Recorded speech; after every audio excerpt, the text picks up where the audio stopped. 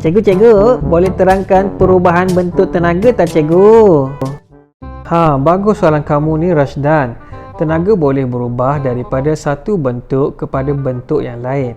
Mari kita perhatikan perubahan bentuk tenaga dalam kehidupan kita. Contoh pertama ialah semasa mengayuh basikal.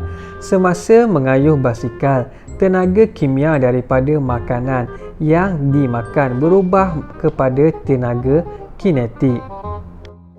Contoh yang kedua ialah semasa menghidupkan televisyen.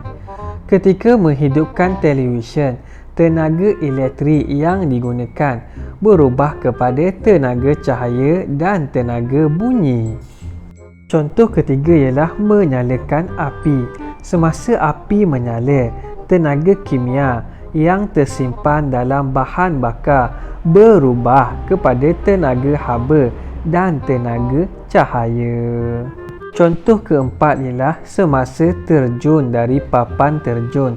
Semasa terjun dari papan terjun, tenaga keupayaan berubah kepada tenaga kinetik disebabkan oleh pergerakan penerjun dan kemudiannya berubah kepada tenaga bunyi, iaitu bunyi percikan air.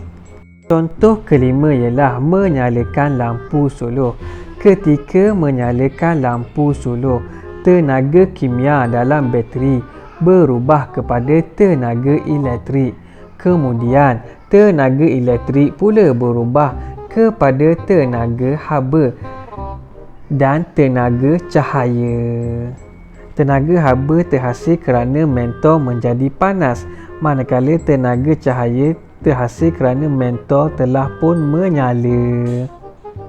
Contoh keenam ialah ketika menggunakan kalkulator suria. Tenaga suria yang diperoleh daripada matahari berubah kepada tenaga elektrik. Kemudian, tenaga elektrik akan berubah menjadi tenaga cahaya dengan memancarkan cahaya pada skrin kalkulator. Contoh ketujuh ialah ketika kenderaan bergerak. Ketika kenderaan bergerak, enjin kereta mengubah tenaga kimia kepada tenaga kinetik. Tenaga kimia yang tersimpan dalam bahan api fosil akan menjadi tenaga kinetik apabila kereta telah bergerak. Contoh yang terakhir ialah semasa fotosintesis. Tumbuh-tumbuhan membuat makanannya sendiri.